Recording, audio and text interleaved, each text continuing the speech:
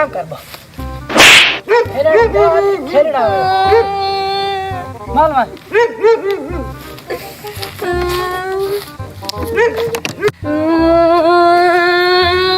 क्यों है मेरे पोतरो छोर मारे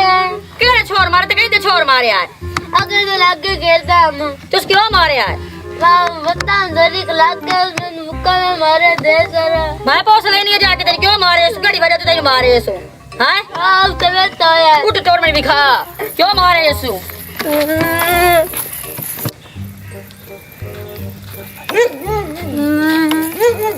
आज मारे किसने मारे क्यों मारे मेरे पोतर नो बात का तू करे तमीज वाला है बदतमीज है तेरा पोत्र तेरे शक्ल है कि कोई तेरे डेढ़ है आराम कर तेरा पोत्र आराम कर दिया भी और मारे हां ये बे आई हुई मारने वास्ते हां की बड़े अपा मैंने मार गई हो सब पोत्र तो चोर में मारे हो क्या छुए ओ गवांडे नहीं उसे वो खलोंदी नहीं मैं उसको पूछ लेना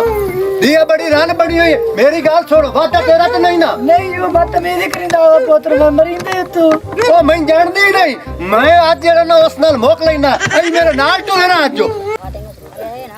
ओ गाल छोड़नी फफे कुटनी है आदास की है मेरे पुत्र नु तेरे पुत्र मारा क्यों मारा चंगा कीता है सु उस पहले क्यों मारया है मैं तेने गसौन मारना ते तू नहीं पता तुझे गसौन मारना मेरे पुत्र पहले मारे सु तो मैं बड़ा बदमाश हूं मैं पता नहीं तुझे तू बदमाश आपस में ना लड़े उस क्यों वादा कीता मेरे पुत्र बड़ा है निक्का है ए जुबान है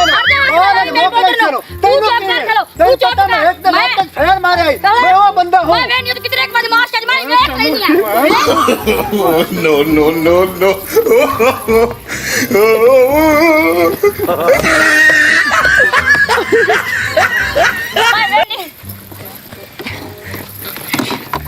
मैं पूछ मैं तू नहीं तो कितने एक बदमाश है मैं